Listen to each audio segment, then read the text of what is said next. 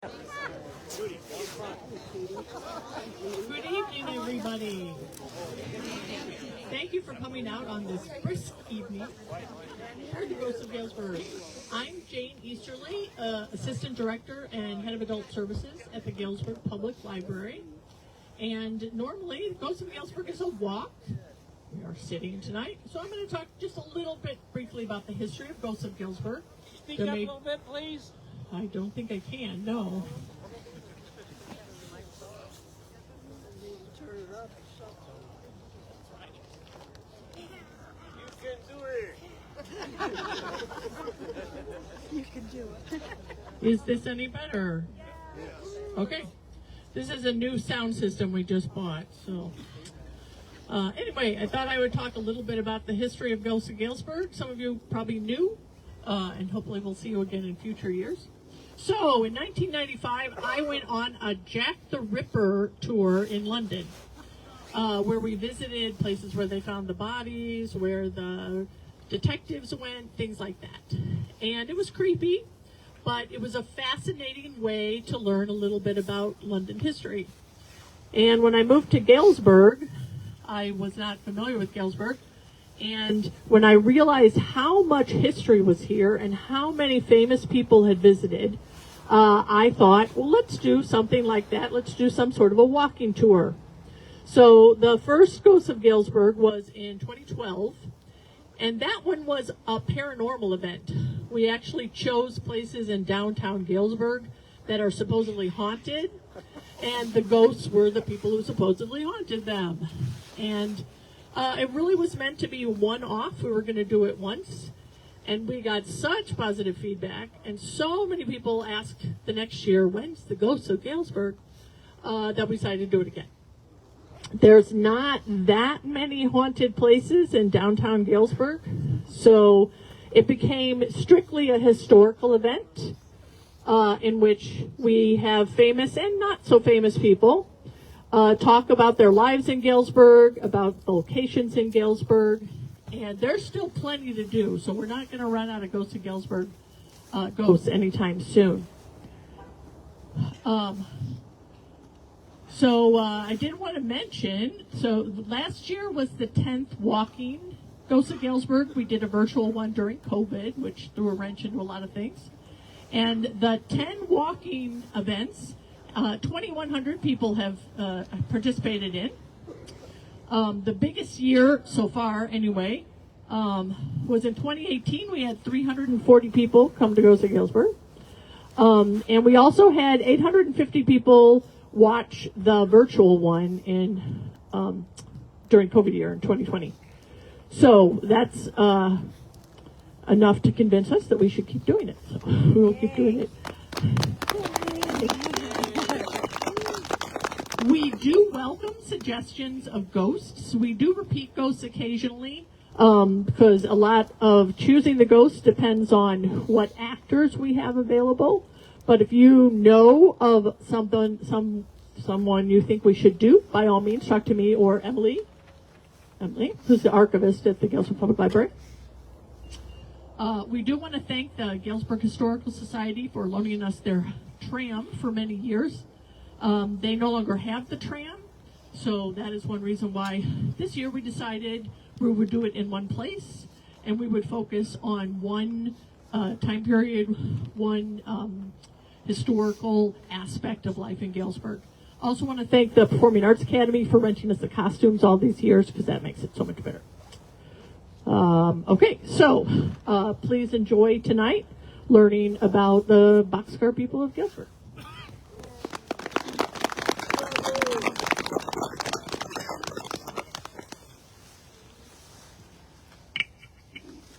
Hola, my name is Isabel Padilla, and I was born November 19th, 1910 in Dewey, Oklahoma, to Mercedes and Maria de Horta Casillas. We moved to Coffeyville, Kansas when I was young, and when I was 5, my mother went back east and left me with my godparents, and they ran a boarding house, and I got to help cook. Only I was too small to reach the stove, so I had to stand on a stool to make the tortillas and to heat them up. I moved to Boston for a while before I came to Galesburg, and when I came to Galesburg, I went to Central School for a short time. In Galesburg, I met Jose Padilla, and we married at Corpus Christi Church. And in 1923, we moved to the Santa Fe camp. And we had 14 children, of which 12 lived to adulthood. We had Helen in 1924, Celia or Sally in 1926, Manuel in 1927, Mary Jo in 1930, Jenny in 1934, Tony in 1936, Francis in 1938, Richard in 1939, Eddie in 1941, Jesus in 1942, also known as Pedro, Armando in 1946, who is Joe, and Elizabeth in 1948, who is known as Pinky. Of the 12 children, I had 4 sons who served in the military, and they were Manuel, Tony, Richard, and Jesus. I have 6 grandchildren who served in the military and 6 great-grandchildren. I had a somewhat musical family. I once sang at the Orpheum before a vaudeville show before I was married. I had 5 sons who played at least one instrument, a couple of daughters who sang, and 1 who played the violin. 2 of my sons and a grandson even recorded a record called Crystal Rock. Have you ever heard of the Crystals? Or Joe Padilla and Company, Cedar Fork Symphony, Bits and Pieces? Many of them have played in those bands as well. I have 3 sons and 1 grandson who played in the Crystals and in Joe Padilla and Company. I was known for my homemade bread and my buñuelos, tamales, enchiladas, and much more other food. I made an endless amount of tortillas. My kids and grandkids would come through and they would swipe a tortilla off of the pile, smothering it in butter and salt as I was cooking them and making them. I also learned how to sew and crochet, and I even made coats.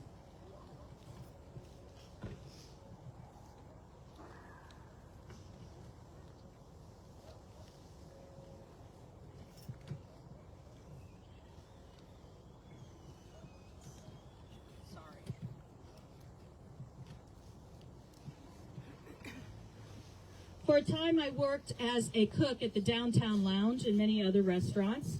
But in 1963, I took a job at Knox College as a housekeeper in the dorms, and I worked there for several years. I have several descendants who also went to Knox College. I have a great-granddaughter who is an associate dean at Knox College. I have many of my descendants who have advanced degrees. We have doctorates in nursing. I have a great-grandson working on a doctorate in physical therapy. I have descendants who are attorneys, 2 physician assistants, nurses, and firefighters, and many teachers.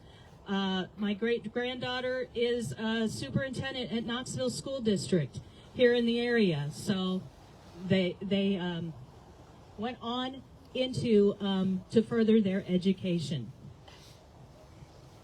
I would have a household of family and friends on Sundays, and family teased that I would feed my dogs better than some people. I have to admit they were a bit spoiled. Over the years, many people came through my kitchen. Nobody ever left hungry. 3 of my daughters and 2 sons still live in Galesburg. I have descendants in 13 states, and these include 36 grandchildren, 91 great-grandchildren, 119 great-great-grandchildren, and 22 great-great-great-grandchildren. If you run into any of them, please tell them I say hi.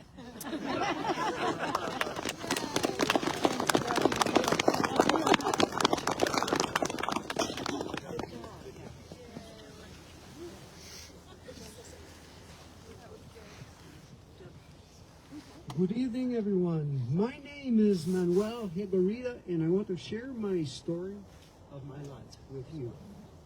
I was born on Christmas Day, 1884, in Los Reyes, Michoacán, Mexico. My wife, Maria Castro Higuerita, was born a few years later on May 15, 1889, in Fresnillo, Zacatecas, Mexico. I fought in the Mexican Revolution for 6 years. But after a very close call, I thought it was time to go north. Now, my son John said the government was toppled so many times that I no longer knew who or what I was fighting for. So, without a future, I went to San Antonio. It was in Texas that I met Maria. In 1917 in San Antonio, where we were married. Now, at this time, the CB&Q Railroad was recruiting Mexican workers in Texas. I joined and was sent with my wife to various sites in the north. Our first stop was in a tiny town near St. Louis, where I helped maintain a section of track for the Q. Our next stop was in Murdoch, Nebraska, where my first son, Lalo, was born. Around 1920, we were sent further east to the beautiful community of Galesburg and resided in the Davis camp. Our next two children, John and Catherine, Katie, were twins born in 1921 at the Davis camp. Our next two children, at the camp we lived in a freight car with 2 doors and 4 windows cut out of it. As our family grew, another car in addition were later added. In Galesburg, I was initially a track worker for the Burlington Railroad, and then I worked at the roundhouse. While in Galesburg, Maria and I were blessed with 6 more children. Jose, Joe, in 1923, Lupe, Pee-wee, 1924, Cecilia, Sheila, in 1926, Sophia, Sophie, in 1927, Norberto, Bob, in 1929, and Joaquin, Daniel Quino, in 1935. Now, in those days, the parishioners of St. Patrick's Church were not welcoming to Mexicanos, so we built our own chapel at the church using 2 railroad cars. And I know you can all see this beautiful picture of the chapel. That was about how big it was. Awesome.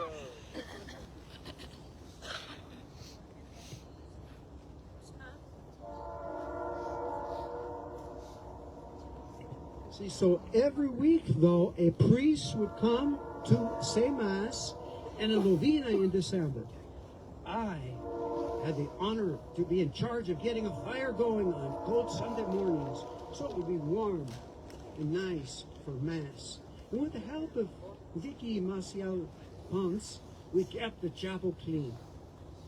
To celebrate Jamaicas or Festivas, I built a platform. We had great fun. We danced to celebrate baptisms, parties, and along with other families, we made and sold tamales and other food for the Jamaicas.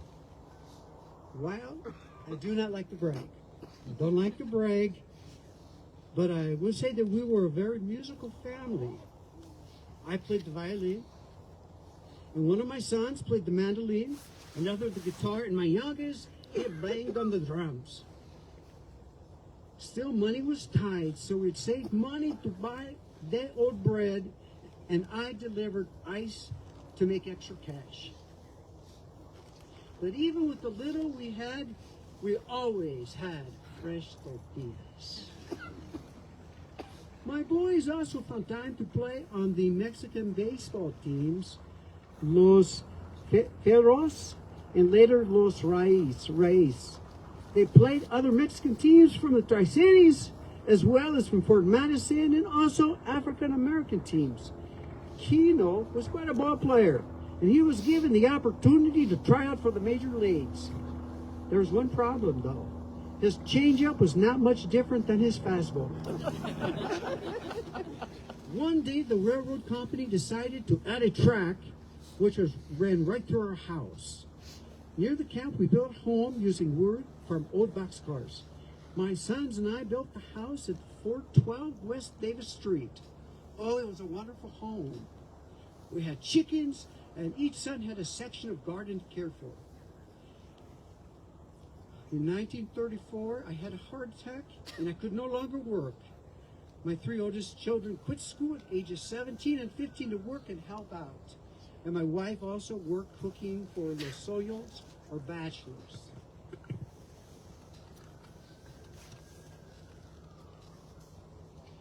When World War II broke out, 5 of my sons served in the military. Lalo was drafted into the Air Force and served from 1943 to 45 as a barber in England.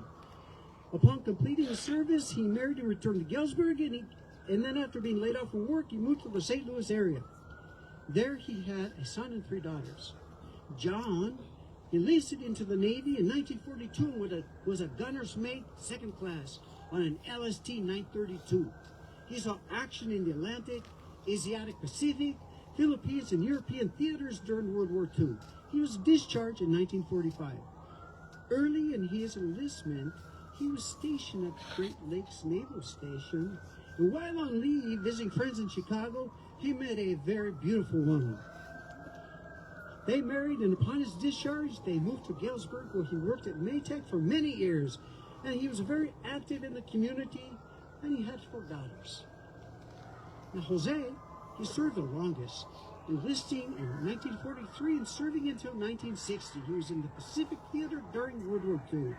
He completed boot camp at Great Lakes and then went on to Aerial Gunner School in Norman, Oklahoma. His duty station included Trinidad, British West Indies, where his first daughter was born, and also Bermuda and Florida, where his next daughter was born. Eventually, he moved to Rhode Island, where his son was born, and then he finally settled in California until his death. Loopy, he joined the Navy in 1943. He was a seaman 2nd class, and he fought in the Atlantic Theater. On August 2nd of 1944, his ship, the USS Fisk, was sunk by a German U-boat. 33 men died that day. Loopy was one of them. He was buried at sea at the age of 20, and he was also given a Purple Heart. My daughter Sophie was the one who answered the door and received the telegram announcing his death. Kino enlisted in the Army and served 1954 to 56 in Europe, where he played a lot of baseball because he was good at baseball and he really liked to play. And then he lived in Florida for many years, where his 2 daughters were born, and he eventually returned to Galesburg. I am very proud of my family's service to our military. I have many grandchildren and great-grandchildren who have also carried on this tradition. Now, what about my daughters? You may be asking. They were very successful. También. Katie remained in Galesburg until her death in 1974 from pancreatic cancer. She was a waitress at the Hotel Custer for many years. She also worked at the Huddle and the Holiday Inn. From up there, I overheard some of my grandchildren saying she was very glamorous and that she could have been a movie star. Sheila, she married a career Army man, and they lived in Germany before settling in Alabama. She had 7 children, including 2 sets of twins. She returned to Galesburg after her children were grown. Sophie graduated from Cottage Hospital School of Nursing, and despite my reservations, she wanted to be a nurse. She made a strong impression on Gladys Bondi, the director of nursing, and Mrs. Bondi told Sophie, "If you want to be a nurse, I will pay your tuition." Sophie graduated in 1949 and was the first Mexican-American nurse to graduate from the School of Nursing. Sophie's legacy continues as 2 of her children and 2 nieces are also nurses. After suffering a chronic heart condition for 13 years, I died and brought to the hospital in 1947. I had a very good life. Well, none of my children are alive today. I am blessed with many grandchildren, great-grandchildren, and great-great-grandchildren. Many reside here in Galesburg, and many throughout the Midwest. Before I leave, I would like to share with you an incident I'm very proud of. Galesburg, like much of the country, struggled with prejudice and discrimination. I am so happy that it's changed. But there was a time when even movie theaters had separate seating sections for Mexicans and African Americans. Upon returning from the war, 4 of my boys, they went to the movie theater and ignored the usher's direction and sat in the Caucasian section. When the usher asked them to move, my son John asked to see the manager. When the manager arrived, John stood and looked directly at the manager and said, "This must change. Our money is as good as the whites. We fought for you, and one of us did not come home. We're not going back to the way that things were." The manager listened and then told my boys, "You can sit wherever you want." Well, I would like to thank you for your time.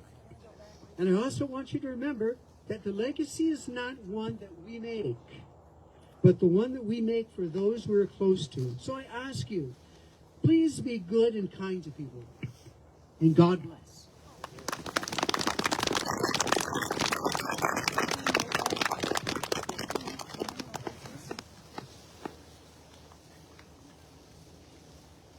Hello, Galesburg friends. My name is Emilia Maciel.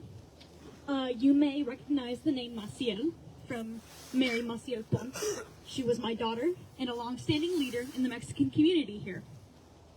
Those who knew Mary, even a little, knew that she had a keen sense of pride in being Mexican and that she didn't tolerate injustice. She was dignified, determined, and fearless. Like me, Mary would say, but you can be the judge of that. My family came from Mexico to Galesburg in 1908 when I was 7 years old. When we got here, I started going to school right away, so I learned English and grew up perfectly bilingual. Knowing English and holding on to my Spanish gave me a great advantage, especially when it came to getting jobs and, of course, to sticking up for myself.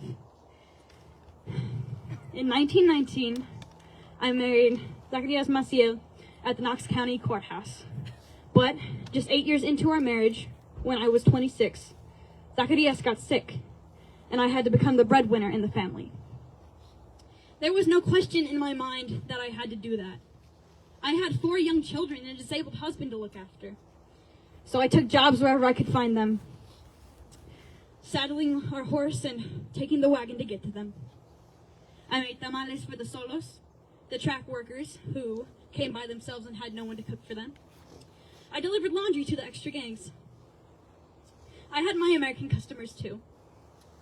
I did laundry for people in town working in their houses, and most of the time this went well. But one time there was a lady in Park Lane who had me doing laundry in her basement, and she decided that I couldn't eat in her kitchen as I was used to doing at meal breaks in other people's houses. She brought a tray of food down to me so that I would stay in the basement. When she did this, I got very angry. So I left, and I left her with piles of dirty laundry. I didn't care about the money I wouldn't make or the work I'd already done. I let that lady know who she was dealing with. She had no idea. So I guess Mary did get that spark and that spunk from me. She saw me stand up and fight, and saw how good and true that felt. All of my kids, Vicky, Frank, and Walter too, they were inspired by my tenacity and spunk. I tried to be a good influence on them, and I tried to keep that feeling all my life, even now. It's a wonderful feeling to put shock and fear into people's hearts. And not just because you might be a ghost.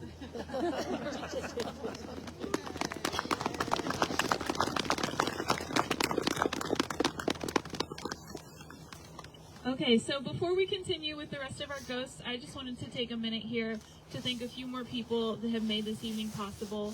Thank you to Irene Ponce, who helped me coordinate all of this. It would not have happened without her, for sure. Yes. And thank you to Liz and Milchek, who helped with a lot of the research as well. All of these scripts came together with the help of those people, so what you're hearing is almost 100% their words, so thank you so much. The stories we are hearing tonight are those of hardworking and honest immigrants and children of immigrants that are a major part of Galesburg's rich tapestry. They contributed significantly to the city and the railroad industry while enduring countless struggles. Their journey was intertwined with the very tracks that connected our city to the rest of the world. By sharing just a few of their tales tonight, we hope to honor their contributions, strength, and resilience. As we gather to remember the boxcar people, it's important to also reflect on and recognize the diverse stories and histories that we're hearing. It's a reminder that the narrative of a community is incomplete without the stories of those who have shaped it. Through the installation of these plaques at the former sites, we celebrate not just the memory of these people, but their invaluable contributions to Galesburg. We hope the stories told tonight not only educate, but also inspire, for history has a remarkable ability to bring communities together and bridge generational gaps. It is a testament to the importance of remembering and acknowledging the past, and it's a call to ensure the legacies of the boxcar people continue to thrive in our collective memory. If you're enjoying the presentation this evening, we hope you'll join us at the library on November 25th at 2 p.m. to watch the boxcar people film and discuss the history of these inspiring people. Now, on to our next ghost.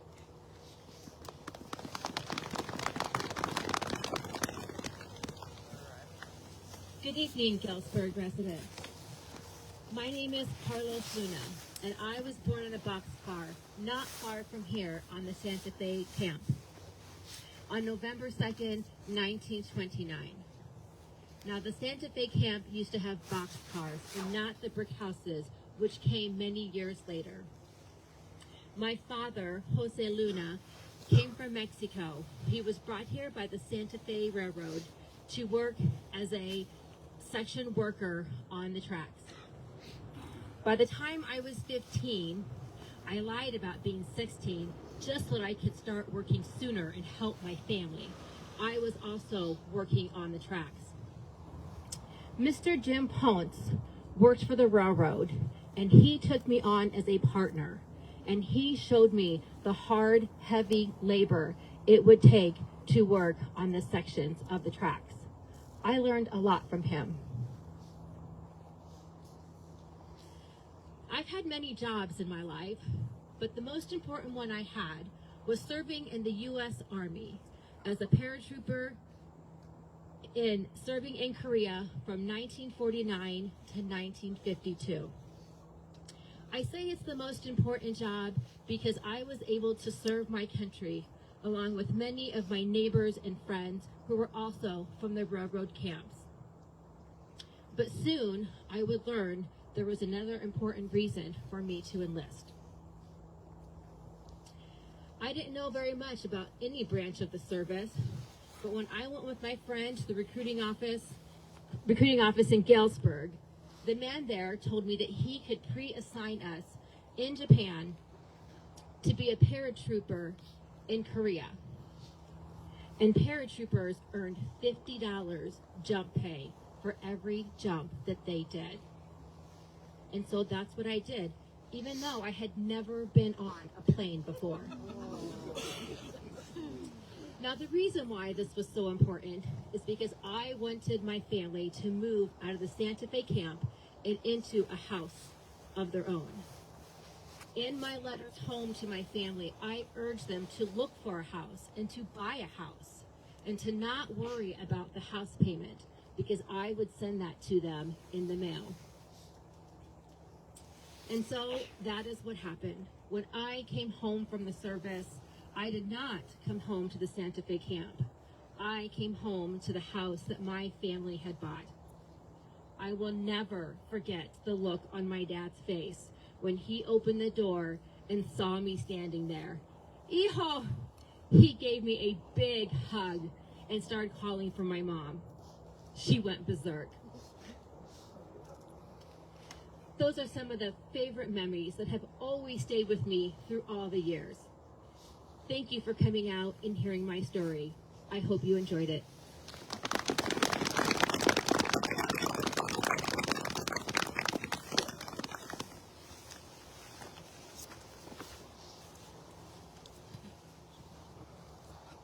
Is Juana here? Oh, I'm sorry.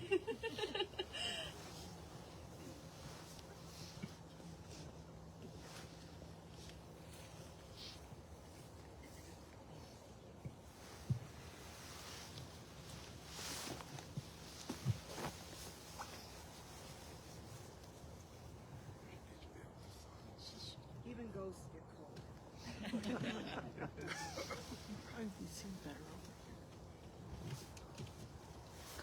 Good evening. My name is Juana Reveles, and I was born on December the 18th, 1914, in the town of San Juan de los Lagos, Jalisco. My parents' names were Felix and Maria Garcia Lopez. I was the oldest of 6 children, and my brother, Cipriano, was born in Mexico as well. My 4 other siblings, Carolyn, Philip, Carmen, and Joseph, were all born in the United States. Joseph was known as Pepe and was adopted by my parents as an infant. On this poster board, I have a picture of Philip, who unfortunately at the age of 19 passed away from tuberculosis. Philip was an amazing athletic. He played basketball and the first Hispanic basketball player in an all-white team, and also a very good athletic in baseball that even the Chicago Cubs had sent scouts to recruit him to play professional. So that's why his picture is on my board. My parents had arrived in Galesburg, and until 1924, we lived in the boxcars provided by the Santa Fe Railroad, since my father worked for them. It was during this time of living at the Santa Fe camp that the truancy officers arrived and found all of us children there just footloose and free and playing all together. They told our parents that we had to be in school, so I started late when I was around 10 years old. In those days, it was not unusual for children to finish elementary school and then look for employment as soon as they were old enough. I just loved school so much, I didn't want to do this. I had a big debate with my father, who didn't want me to continue. After an emotional plea and the help of my godfather, he finally allowed me to continue. And in June of 1936, I graduated from Galesburg High School, where I was the first Hispanic girl to accomplish this. After graduation, I worked at the Galesburg Girls Sewing Factory until I married the one and only true love, Frank R. Reveles, on April the 15th, 1948. The ironic part about this, he was the first Hispanic boy to graduate from his high school. We had 4 children. Joan, or Joanne as everybody knows me, who was a teacher for 30 years and is retired. She graduated from Western Illinois University with a bachelor's degree in bilingual education and has a master's also from Aurora University. Teresa, who graduated from Illinois Benedictine College, has been a piano teacher for some time over 30 years. Francis, a certified dietitian, and Ramon, a certified carpenter. Unfortunately, my love, Frank, passed away in July of 1963 from a sudden heart attack, leaving me with the 4 young children.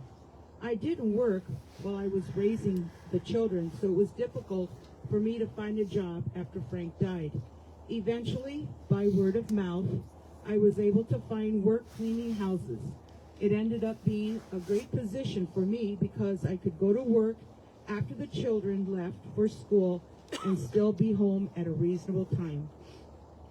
Before Frank died, we were both very involved in church activities at St. Patrick's. I'd been a member there since 1926 and was part of the St. Patrick's Altar and Rosary Society. I was also very involved at my children's school, St. Joseph, Costa, Lombard, and at GHS High School.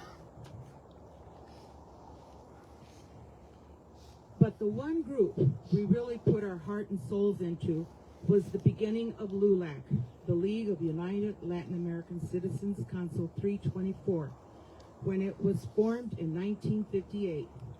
We became chartered members, and throughout the years, I held the positions of president, secretary, treasurer, trustee, and district director in 1969.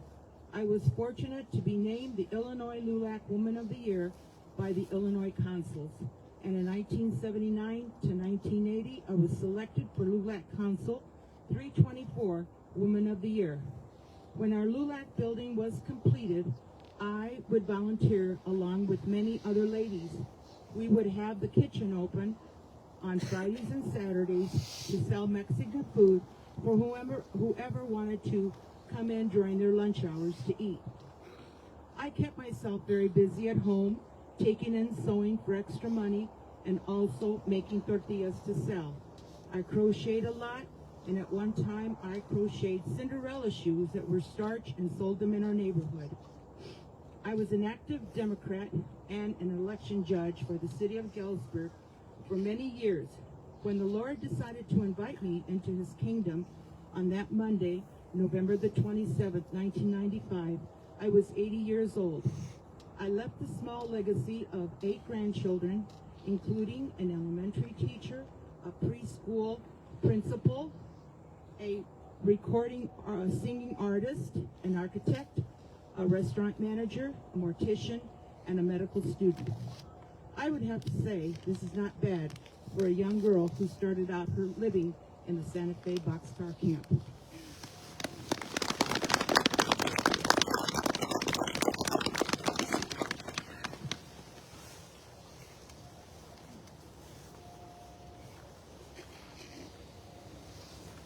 Hello, Galesburg, and happy Halloween, and Feliz Dia de los Muertos to all of you. I am Sostenes Perez, and we aren't far away from my grandson, Jack Perez's restaurant. Could you all give Jack a round of applause for what he's done with the taco menu? I suppose it all started when I bought a plot of land around here in the mid-1930s. Just a block away from the Santa Fe tracks. Now, that's mighty early for a Mexican to own property in this area, but hey, we're talking about me. I've always had drive and ambition, imagination and creativity.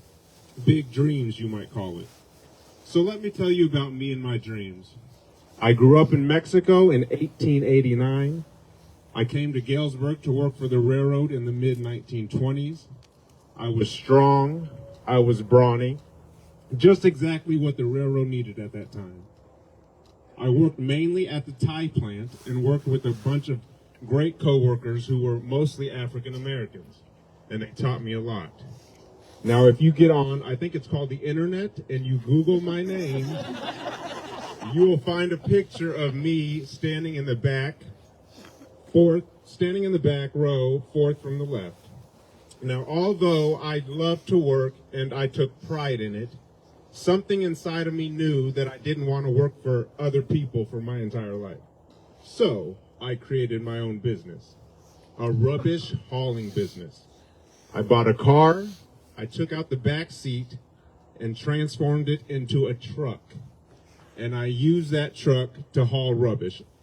I was pretty successful, if I do say so myself. But I didn't just use that truck to haul rubbish. I used that truck, well, let me tell you.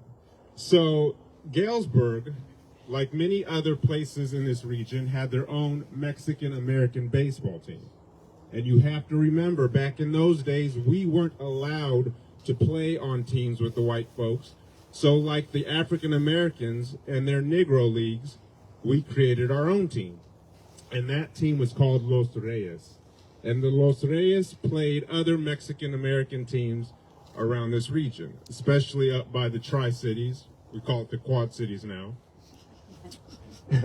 And so when Los Reyes had away games, I realized that they had their own transportation. However, the spectators did not. So, being the creative genius that I am, I put benches in the back of my truck and transported those to and from the away games. I like to think that they had just as much fun in those open air truck rides as they did at the baseball games. Well, there's a lot more to my story, but unfortunately, my time has come to an end. So, I just want to say I thank you all for coming out tonight. I hope you learned a little something about me. Make sure you Google me so you can see that picture I was talking about. Stay warm, happy holidays, and God bless.